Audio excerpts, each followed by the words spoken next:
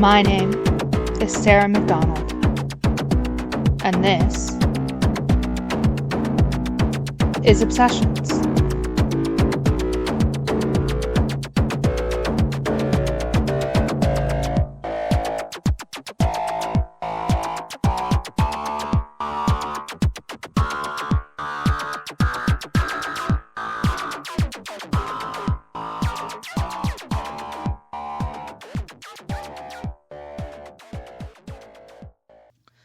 Trigger warning for content that mentions the following topics: child sexual abuse, grooming, sex trafficking, child imprisonment, missing persons, brief mention of infant death, murder.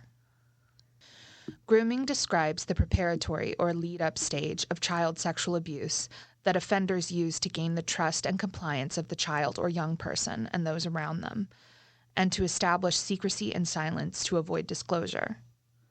It is essential to understand that it is not just the child or young person that is groomed. Parents, caregivers, and other significant adults, including organizations, can also be groomed by the person intending to sexually harm the child.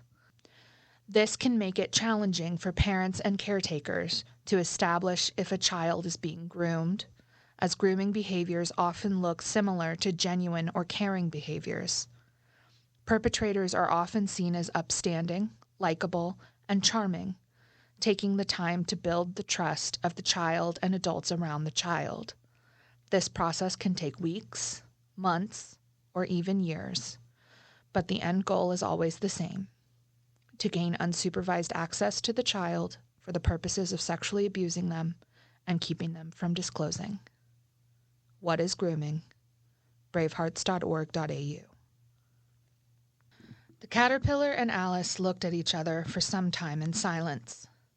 At last, the caterpillar took the hookah out of its mouth and addressed her in a languid, sleepy voice. "Who are you?" said the caterpillar. This was not an encouraging opening for a conversation. Alice replied rather shyly, I hardly know, sir, just at present. At least, I know who I was when I got up this morning, but I think I must have been changed several times since then." "What do you mean by that?" said the caterpillar sternly. "Explain yourself." "I can't explain myself, I'm afraid, sir," said Alice, "because I'm not myself, you see." Alice's Adventures in Wonderland, Lewis Carroll. Let's do a quick review. We are on a journey to figure out why women are so obsessed with murder. First, we've identified crime media as a type of modern folklore. Second, we've discovered that folklore has archetypes, or stock characters, and crime media is no exception to this. Thirdly, we found some incongruencies between the archetype of the victim sold to us by society and the way real victims of real crimes are treated. It seems like a logical conclusion to all of this might be that women are obsessed with true crime because many of them recognize the inequalities they face in the justice system, or out of a desire for catharsis or solidarity with regard to their own experiences. So that's it, right? Podcast over. Surely there is nothing further to discuss. Roll credits. Wait, hold on. I just got a text from Professor Jessica Salmons-Meditz, one of my mentors. What's this? I committed to 8 episodes? Well, so, obviously, first of all, demographics are not monoliths. Anecdotally, this conclusion I've drawn might hold true for many, even the majority of the audience. But if that were the case, then I wouldn't be able to log into Amazon or Etsy and find literal merch for serial killers, so it's giving hashtag not all crime junkies. The ethics of the way so many people, particularly women, engage with crime media are incredibly fraught, especially in the true crime space. For anyone who wants to dive deeper into this, please check out Princess Weeks' video essay, True Crime in the Theater of Safety, and Shanspeare's video essay, The Internet is Turning Its Back on True Crime. Both of their videos are fantastic. Princess Weeks, in particular, articulates thoughts that I also had better than I ever could. Suffice it to say, exploitation, sensationalism, and flat-out lack of care and empathy are rampant in the true crime space. We've already touched on victim blaming and dipped exactly one toe into the construct of the perfect victim. Now we're going to dig a little deeper, and we're going to start with a few more cases, specifically cases involving minors. While I discuss these cases, I want you to pay attention and try to think of any archetypes you find yourself associating with the victims and survivors in the stories I'm about to share. Alyssa Turney lived in Phoenix, Arizona with her stepfather, Michael Turney, and her younger sister, Sarah. In May of 2001, Alyssa had just finished her junior year of high school. She was reportedly a good student, very friendly, and had a job at a local Jack-in-the-Box. The Turneys were a unique family. Michael Turney, a former police officer, married Barbara, Alyssa's mother, when she was a toddler.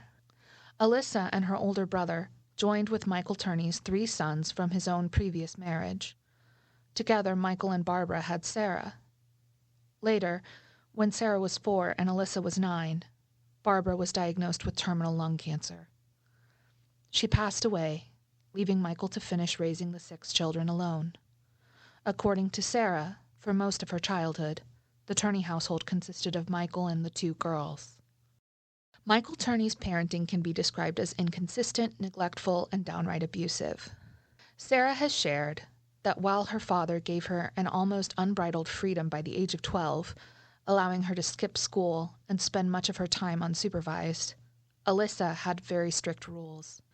Michael monitored her at all times, going so far as to follow her to her workplace and film her while she was on shift without her knowledge. Sarah has said that her father routinely referred to Alyssa as stupid, and insists that this wasn't the case. Her sister was whip smart. On May 17, 2001, a little over a month after her 17th birthday, Alyssa was dropped off at school by her stepfather. Friends remember seeing her there that day. She visited her boyfriend's shop class and promised to see him at a party later that night.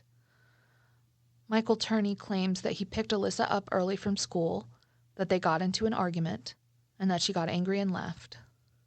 Later, he picked up 12-year-old Sarah, commenting that Alyssa wasn't answering her phone. When they arrived home, Sarah says she ran to Alyssa's room and discovered a note from Alyssa, which read as follows. Quote, Dad and Sarah, when you dropped me off at school today, I decided that I really am going to California. Sarah, you said you didn't want me around. Look, you got it. I'm gone. That's why I saved my money. Dad, I took $300 from you. Alyssa. Michael Turney reported Alyssa missing that evening, but with a marked lack of urgency, describing her as a runaway. Meanwhile, amongst friends and family, he was distraught. Sarah claims she wasn't interviewed by police for years. No one even came to the house that evening to follow up on the report and verify that Alyssa was indeed missing. However, as time went on, disturbing information was reported about Alyssa's dynamic with her stepfather. According to Sarah, at one time, her mother had taken Alyssa to be examined by a doctor for signs of sexual abuse. It was also revealed that when Alyssa was in 4th grade, she had confided in a teacher that she had, quote, had sex, end quote, with her stepfather. The teacher was dating Michael at the time, and for reasons I will never be able to comprehend, took this confidence to him rather than the authorities. Sarah also unearthed home video footage of herself, Alyssa, and Michael Turney that lends credence to the theory that Alyssa was sexually abused by him. In the footage, an 8-year-old Sarah plays with the camera until 12-year-old Alyssa catches her attention. With the camera focused on her, Alyssa shouts, quote, Dad's a pervert, end quote. Michael quickly takes the camera from Sarah, discovers that this incident was recorded, and responds, quote, and Lissa's a stupid moron, end quote. Something that might have been brushed off as moody teenage lashing out and incompetent parenting that crosses into bullying now reads as much more sinister with hindsight. But by the time Alyssa's case was revisited in 2008, there was no crime scene. Memories had faded. The mounting evidence against Michael Turney was still circumstantial. Though Sarah has led the fight for justice for her sister, no charges related to Alyssa's disappearance or presumed death have ever stuck to Michael Turney. The icing on the cake? Sarah has been treated almost as poorly by law enforcement as she has by her own father. She claims that in the beginning she had a good relationship with the detectives assigned to her sister's case, but there was a turning point when the case was reopened after Michael Turney's arrest for an unrelated charge in 2008. For many years, she was told that without her sister's remains, it would be very difficult to pursue charges against her father. They encouraged her to get media exposure, and she did so, thoroughly and with grace and eloquence. This turned out to be the equivalent of a midwife sending a nervous husband off in search of hot water. It seems like law enforcement simply gave her a task to get her out of their way. In interviews, she describes the condescension, disdain, and even gaslighting she's been met with at certain times in response to her efforts to advocate for her sister. Much of the footage I've seen comes from 2019, and I would certainly hope that Sarah's relationship with the agency investigating Alyssa's case has changed. These days, Sarah's content tends to revolve around advocating for families with similar experiences to her own and updating people on potential Jane Doe matches for Alyssa. So I don't know whether that's the case. 23-year-old Sandra Birchmore lived in an apartment in Canton, Massachusetts, not far from Boston, in February of 2021. She was an elementary school teacher's aide and a nursing student at a local community college. She was also expecting a baby boy, and she couldn't have been more thrilled. On February 4th, 2021, when Sandra had missed multiple shifts, her school contacted authorities to conduct a welfare check at her apartment. She was found dead at the scene. Initially, her death was ruled a suicide. I can't get into why this ruling was made without getting into details that feel disrespectful to recount. Suffice it to say, the evidence didn't add up to her loved ones, who knew she was excited about the future, about the prospect of becoming a mom, getting her education, and building her life. Sandra was born in Stoughton, Massachusetts, raised by her mother and grandmother. As a child, she signed up for the local police explorers program. While she was there, she developed a close bond with Officer Matthew Farwell. When they met, she was 13 and he was 25.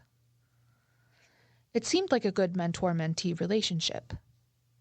As Sandra grew up, she remained involved in the program and maintained a relationship with Farwell. Surveillance from Sandra's apartment building on February 1st, 2021 shows Officer Matthew Farwell entering and leaving the premises. Sandra Birchmore is not seen leaving her apartment after his departure. As I said before, Sandra Birchmore's family was immediately suspicious of the suicide ruling in her case. They knew something wasn't right about the way her case was being handled, and after conducting their own investigation, they discovered the horrifying truth. Officer Matthew Farwell spent 2 years grooming Sandra Birchmore before he raped her for the first time, when she was 15 and he was 27. He continued to sexually abuse her routinely, at times while he was on duty, despite being married with children. Sandra truly believed that he was the father of her baby, and Matthew Farwell wanted nothing to do with the child. As if that wasn't enough, Farwell wasn't the only officer at the Stoughton PD who groomed and sexually abused Sandra as part of the Explorers program that she was enrolled in as a child. Through the program, she also met, was groomed, and later abused by Farwell's supervisor, Robert Devine. This also allegedly occurred with Farwell's twin brother William, according to Sandra's friends and family, who filed a wrongful death suit against Stoughton PD. Matthew Farwell was indicted on murder charges in 2024. Robert Devine, his supervisor, was decertified and barred from serving as a police officer. but Devine has never been convicted of a crime in connection with his dealings with Sandra. Cyntoia Brown Long is a 37-year-old author from Tennessee and a survivor of child sex trafficking, abuse, and the American prison system. She holds an associate's degree in liberal arts and a bachelor's of professional studies in organizational leadership from Lipscomb University.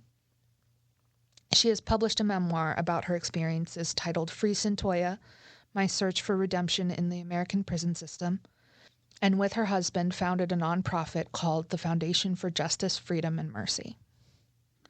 Cyntoia's mother struggled with addiction to multiple substances and consequently gave her daughter up for adoption. As a result of the trauma she faced in her infancy, Cyntoia began to act out and had encounters with law enforcement beginning when she was in elementary school. By 2004, when she was 16, Cyntoia had run away from yet another stint in DCS custody and lived on the streets of Nashville until she was picked up by Garion McLaughlin, also known as Cutthroat, or sometimes just Cut. It didn't take long for him to begin abusing and trafficking her in exchange for food and shelter. That was how she met 43-year-old Johnny Allen, a youth pastor and real estate agent at a Sonic Drive-In in Nashville in August of 2004. Allen solicited Cyntoia for sex and took her back to his home, where Cyntoia later shot and killed him. Despite the fact that she had been missing from a DCS facility that made unknown efforts to locate her and ensure her safety, despite the fact that she was homeless and forced into sex trafficking by an abusive man who referred to himself as Cutthroat, and despite the fact that another abusive man solicited her so-called services and took her back to his home to rape her for the low price of $150, Cyntoia was sentenced to life in prison for murder at 16 and would not be eligible for parole until she had served at least 51 years in prison. In 2002, Haley Robeson of West Palm Beach, Florida, was 16, and she was looking for an escape route to anywhere else. A year prior, she says, she was raped by a fellow student who proceeded to harass her at school on a regular basis. When she was approached by another girl from school about a money-making opportunity, she was all ears, even if it sounded a little sketchy. Haley didn't know it, but she was one of dozens scouted by Jeffrey Epstein's trafficking web in West Palm Beach. Keep in mind, Haley was 16 at the time, while Epstein would have been 49. Haley's first encounter with Epstein was in a private spa in his bedroom, where she was asked to do things I shall not repeat here. She protested, and Epstein made Haley this counteroffer. If she brought girls from her school to him, he would pay her in cash. Frightened and confused, Haley agreed. For the next 2 years of her life, Haley Robeson worked for Jeffrey Epstein. Though she kept these activities a secret, her parents were concerned by some of her behavior, and they tried to get her mental health treatment while she was still in high school. She saved the money she earned so that she could leave West Palm Beach and the painful memories she had there. Unfortunately, her new life was more of the same. She found herself being trafficked, this time in Fort Lauderdale. It wasn't until 2006 that she finally broke free for good. One of the most common forms of abuse is sexual abuse. RAIN's website reports that 1 in 6 women in the U.S. have experienced it. And most of the time, women aren't attacked by strangers, but by people they know. Partners, dates, neighbors, relatives. The National Institute of Justice says that, quote, 85 to 90% of sexual assaults reported by college women are perpetrated by someone known to the victim, end quote. This is a statistical illustration of how pervasive rape culture has become in our society. For those unfamiliar with the term, I like this definition I found on the Fairfax County, Virginia website. Whoever wrote it deserves a raise. The article defines rape culture as, quote, an environment where sexual violence is normalized, ignored, trivialized, or excused due to societal attitudes about gender, power, and sexuality. It describes a culture in which harmful beliefs, behaviors, and systemic inequalities contribute to the prevalence of sexual violence and make it easier for those acts to happen while minimizing accountability for people who inflict sexual violence on others and silencing or blaming survivors." End quote.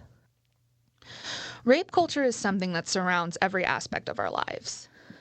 It's the reason mom tells you to go upstairs and change into long sleeves and pants when that specific uncle comes over. It's the reason guys can tell sexist jokes and laugh and still go home to their wives without thinking twice about the hurtful opinions they perpetuate with their friends. It's the reason 28 women can come forward about a man with claims of sexual misconduct and assault, and he can still be elected president of the United States 2 times. It's the reason that a couple decades earlier, another man who held that esteemed office felt emboldened to take advantage of his 22-year-old intern over a period of 2 years. And rape culture is absolutely part of the reason that these cases have these results. Even if you haven't thought about the world in these specific terms before, chances are that you've unfortunately had some kind of experience with sexual assault, or know someone who has, especially if you're a woman, and tenfold if you're a woman of color. The chances that anything will be done to punish the perpetrator are extremely low. As I said in a previous episode, RAIN's website reports that, quote, 98% of perpetrators walk free, end quote, and that only 1 in 3 survivors will report their ordeal to law enforcement. Why? RAIN lists the reasons survivors gave for not reporting.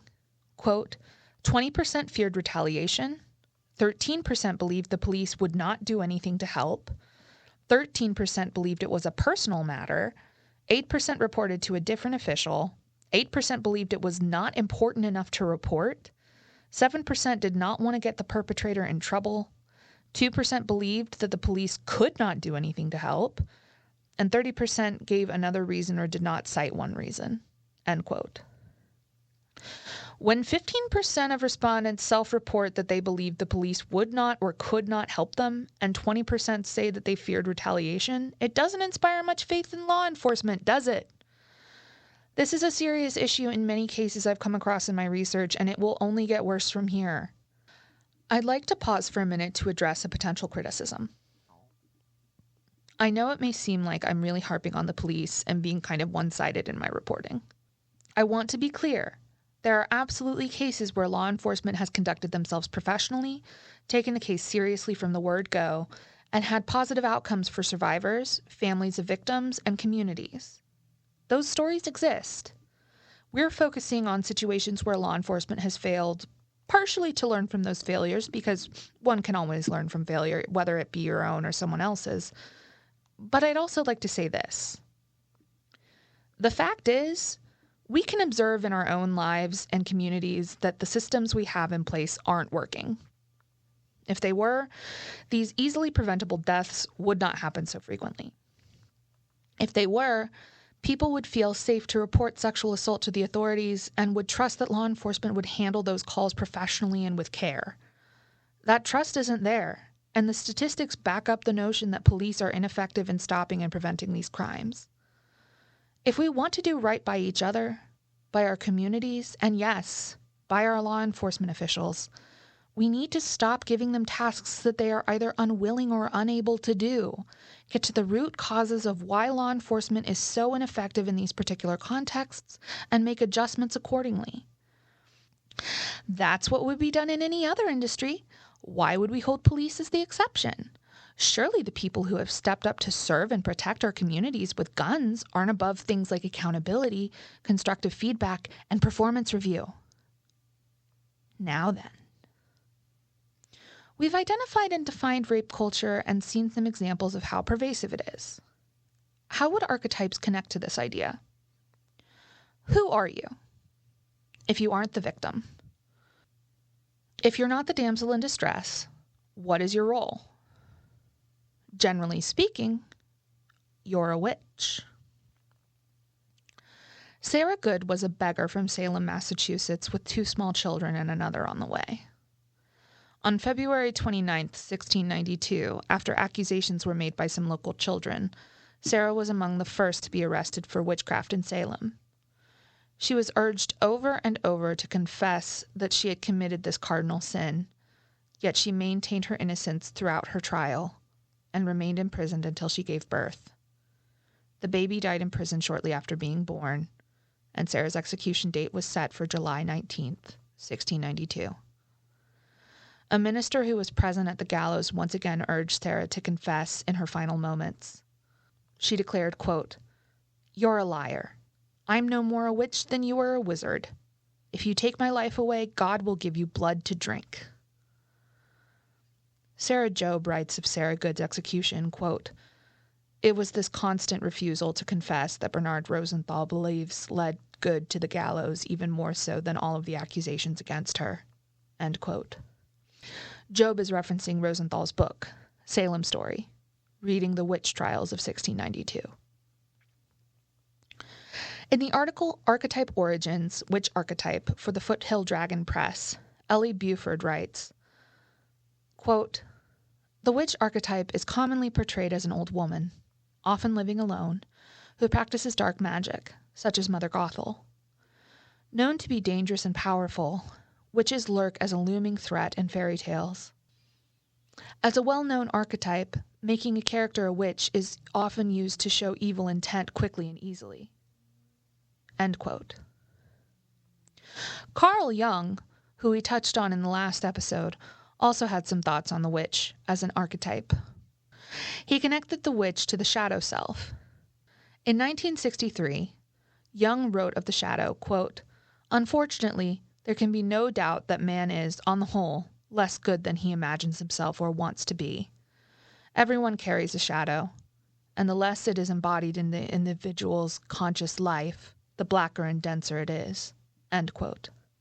The witch, being rejected by society as the conscious rejects the shadow, is a representation of all the things we repress due to fear.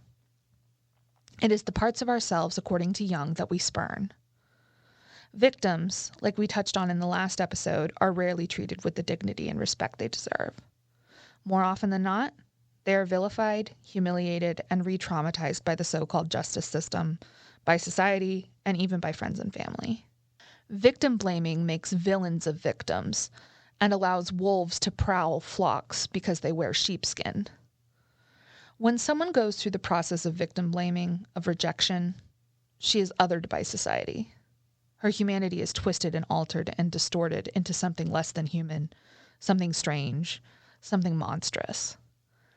If the witch archetype serves as a representation of the things we reject within ourselves, then when society makes witches of people, especially of victims, the witch becomes a representation of the things society refuses to contend with about itself. The witch is a mirror held up to the world, and society does not want to look. In True Crime in the Theater of Safety, Princess Weeks says of the true crime genre, quote, "The theater of true crime is to tell the stories of good, clean, dead women, not messy living women."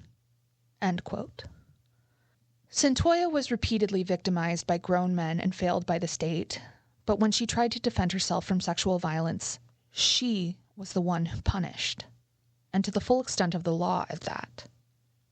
Haley was threatened and manipulated into working for Jeffrey Epstein. Based on what has come out about him, both in the documentary Haley was featured in and since then, in the partial files released by the government, I have no doubt that if Haley had refused, made a fuss, or tried to back out, she would have been killed. Death was the cost of doing business to Epstein. And yet, she has faced backlash for the way she behaved while under duress. There's a kind of hubris that comes with this line of thinking, a dismissal.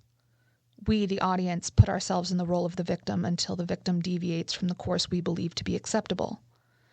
Then we respond with rejection, contempt, even disgust. We believe that we are exempt from the base human instincts that turn the victim into the witch, that in a similar situation we would react the so-called right way. We wouldn't have gone out alone at night, or gotten that drunk, or used any drugs. We wouldn't have worn that outfit, and we would have fought back just the right amount. Not so much that we could be accused of taking things too far, but not so little that we might be seen as not trying hard enough to protect ourselves. And if fighting back wasn't enough to deter the attacker, we would go to the police right away. Never mind the stigma, never mind the statistics, never mind the victim blaming and the dismissal, because it's the right thing to do, don't you know? Obviously, we know better how to handle the trauma of sexual assault, abuse, human trafficking, even murder, than the person who actually experienced it. As Terry Pratchett says in The We Free Men, quote, "The stories never said why she was wicked. It was enough to be an old woman, enough to be all alone, enough to look strange because you have no teeth. It was enough to be called a witch. The stories didn't want you to think. They just wanted you to believe what you were told." End quote. Sarah Turney says she used to tell people that her sister was, quote, "on a beach somewhere sipping margaritas," end quote. Since her father's arrest in 2008, her opinions have evolved. She now believes that he is likely responsible for the death of Alyssa. These days, she spends as much time as possible advocating for her sister and others like her on her podcast, Voices for Justice. Sandra Birchmore's case, as previously stated, was reclassified a homicide after her family's investigation. Officer Matthew Farwell was charged with her murder. The bitter irony is that the child he likely wanted so desperately to be rid of wasn't even his. A paternity test was done with Farwell's DNA, and he wasn't a match. In more recent years, Cyntoia Brown Long experienced a surge of support after the release of a documentary film called Me Facing Life, Cyntoia's Story, about her struggles. The media picked up her case, and pressure from the public and celebrities eventually led to Cyntoia's case being reviewed. She was granted clemency, and her sentence was commuted by Governor Bill Haslam in 2019. Haley Robeson and other survivors of Epstein's abuse network still face challenges in the legal system to this day. Most recently, the contentious release of the Epstein files has brought Haley and others like her under public scrutiny once again. Survivors seem united in a desire for transparency when it comes to the Epstein case. Robeson is quoted in an ABC News article saying, quote, "And to the President of the United States of America, who is not here today, I want to send a clear message to you. While I do understand that your position has changed on the Epstein files, I can't help to be skeptical of what the agenda is. I am traumatized.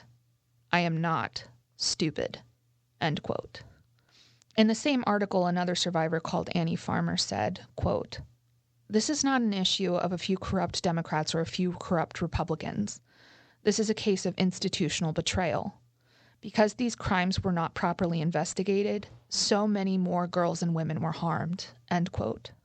Even Sarah Good lives on in historical record as a real person who lived and breathed, and while perhaps unpleasant, was definitely not a witch. She possessed no supernatural abilities apart from being able to read a man for filth without having to pause and think beforehand. "If you take my life away, God will give you blood to drink?" Like, be so serious. That's a fantastic line. But by the time the truth comes out about these women and girls, the damage is often already done. Alyssa Turney's case grows colder by the day, due in large part to nothing more than frustratingly preventable human error. Intimate details about Sandra Birchmore's childhood, private details involving abuse she endured at the hands of multiple adult law enforcement officials while she was still a child, have been broadcasted for all the world to see. Cyntoia Brown Long already served time in jail for the mere crime of being a child in a life-threatening situation. She will never get those years back.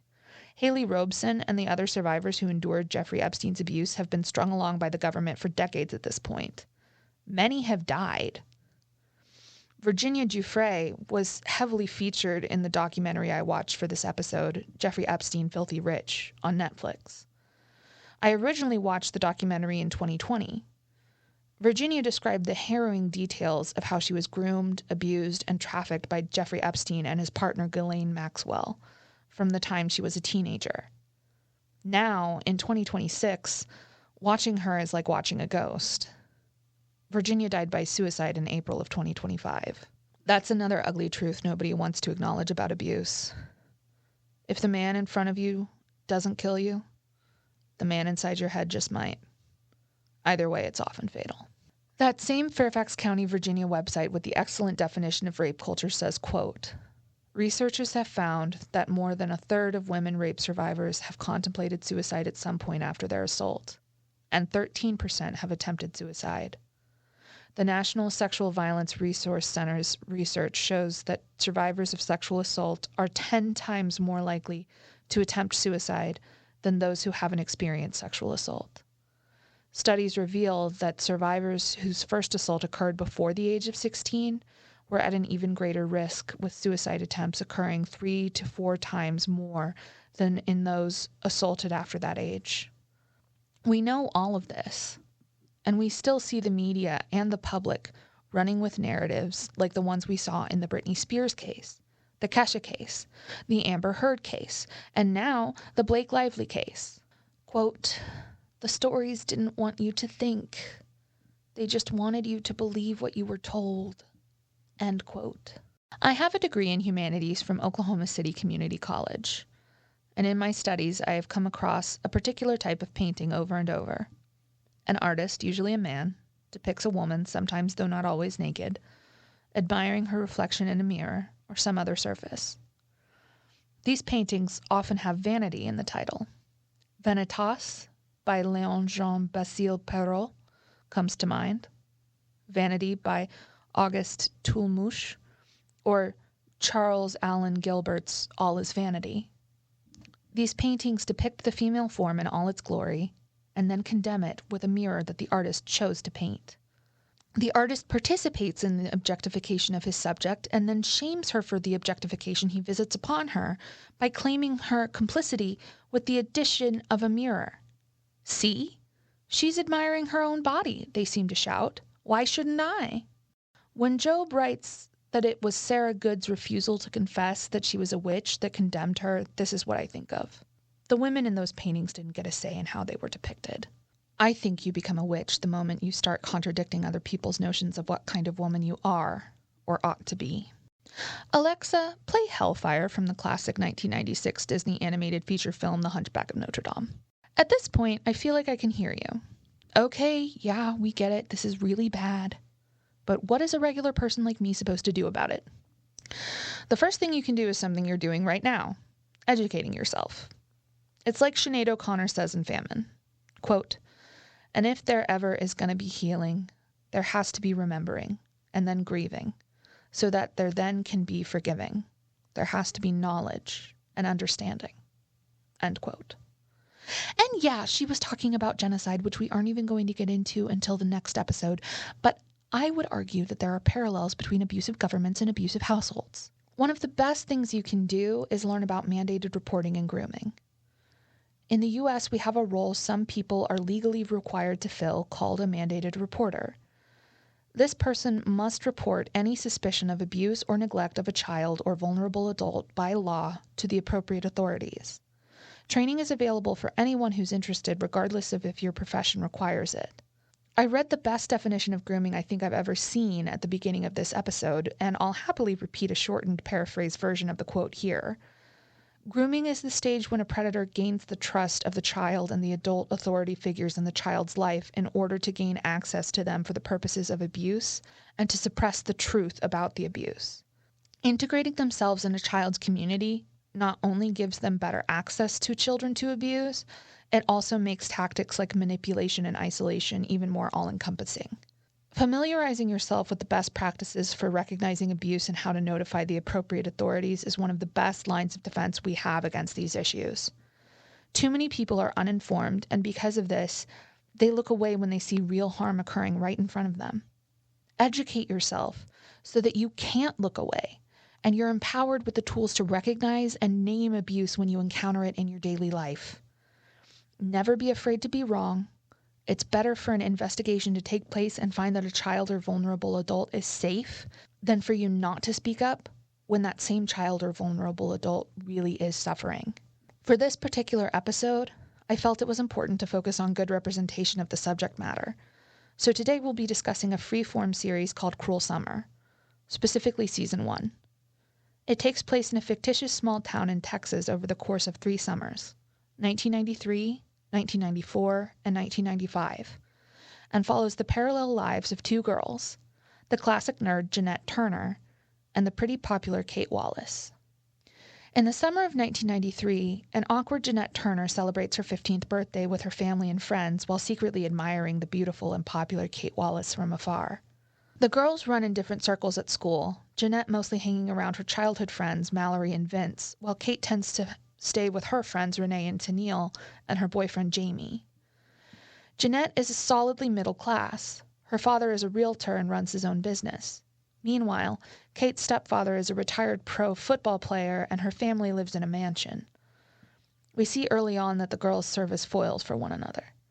Kate appears to have it all, but she's deeply unhappy. She has a strained relationship with her family and feels intense pressure to appear perfect. A lot of this pressure comes from her mother. She loves her stepfather, who raised her from an early age, but struggles to trust him after being abandoned by her own biological father as a young child. She craves a connection with her stepsister, who consistently rejects her efforts. Her relationships with her friends and boyfriend feel hollow and unfulfilling, and it's clear from very early on that Kate Wallace feels isolated by the veneer of perfection that she's been encased in. Jeanette, on the other hand, is sweet and socially awkward at first, but her life isn't miserable. She isn't bullied, though she is intensely preoccupied with what others think of her in a way that I think isn't uncommon in 15-year-old girls. She has great familial relationships and seems especially close with her father.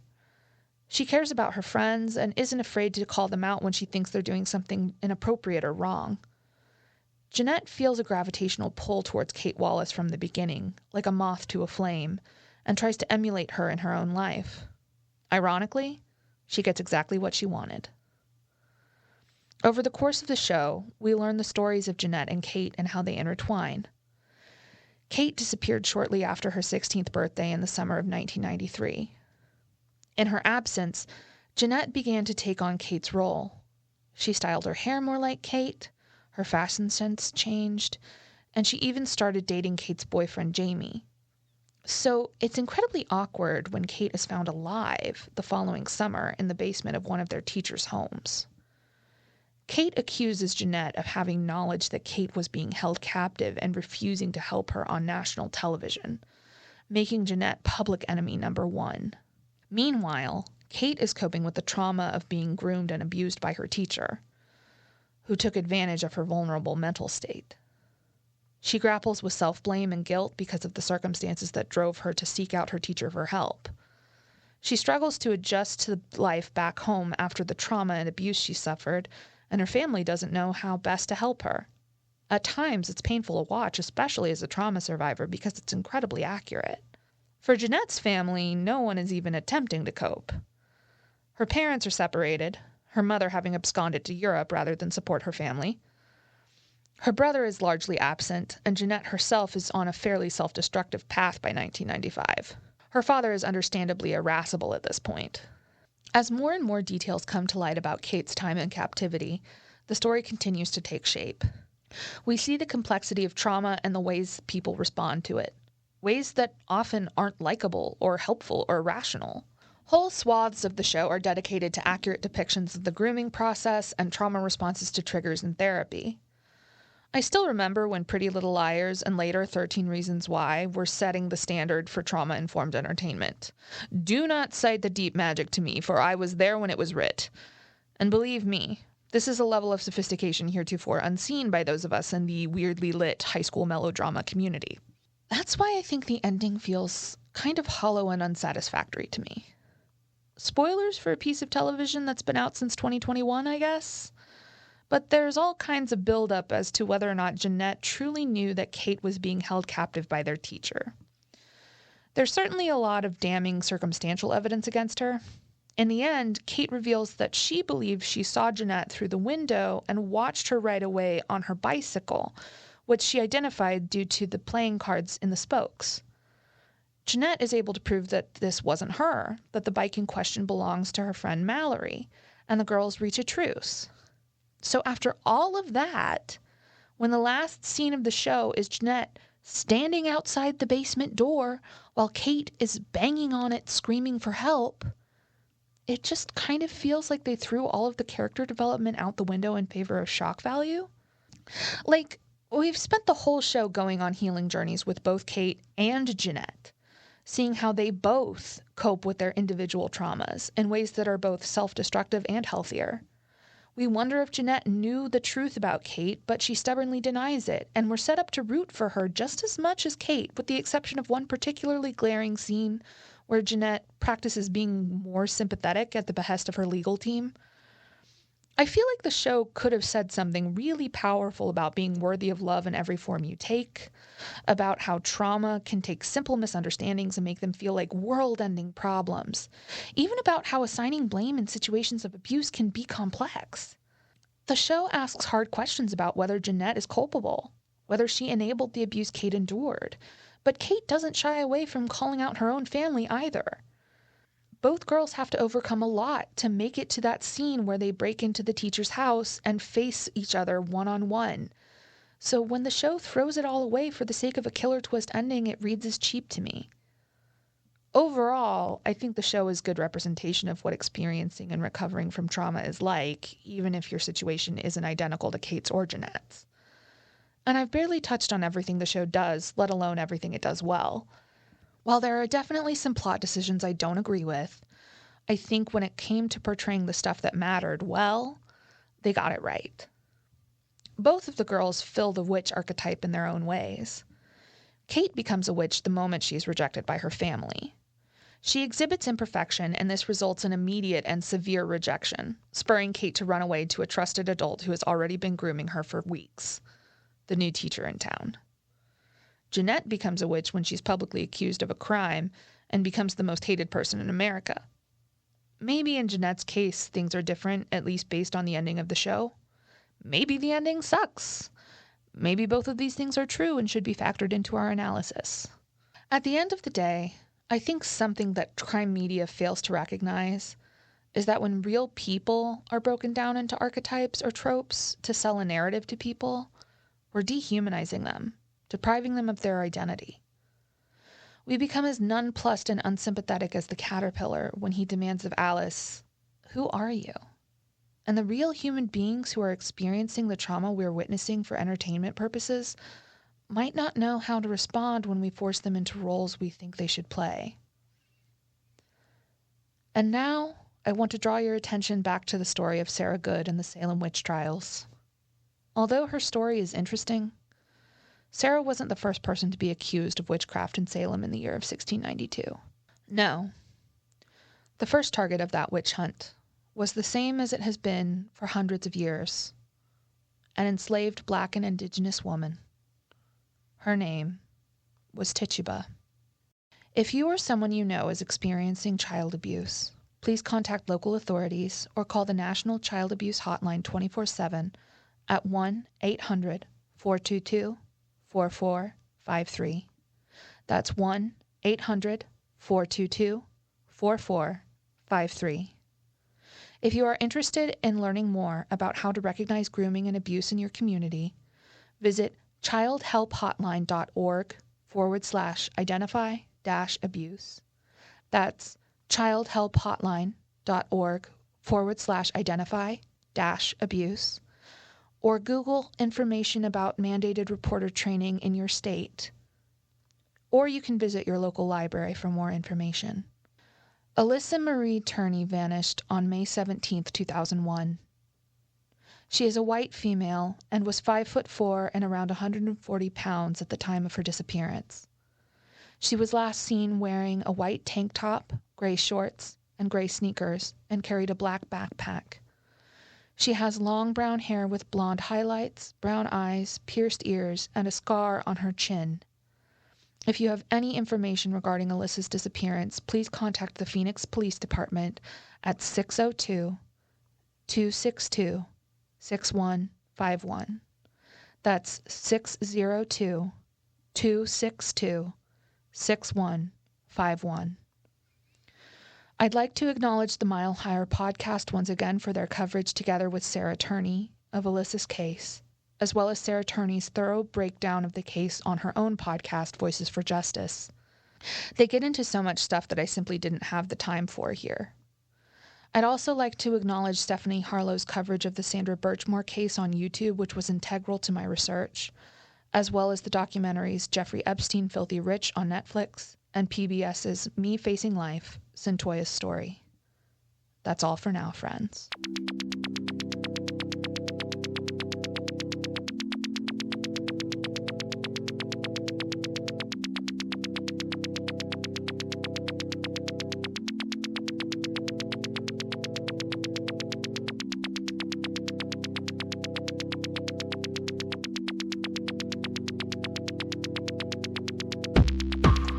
This podcast was created, researched, written, produced, and edited by Sarah McDonald, with music by Zoe Blade. Views expressed on the podcast are my own or those of my guests, and do not necessarily reflect those of Southwestern Oklahoma State University or its faculty. Special thanks to Southwestern Oklahoma State University's Hilltop Theater, Professor Jessica Salmons-Meditz, Professor Stephen Dowdy, Dr. Matthew Dorr, and Jonathan Wynn for their help and mentorship through this project. Infinite hugs to Dylan, Cass, Joe, Shelley, Des, Lex, and Shai for putting up with my crazy writing schedule and my constant requests for feedback. Dedicated with love to Mrs. Rachel Anderson, my 8th grade English teacher, who made me believe I could do this.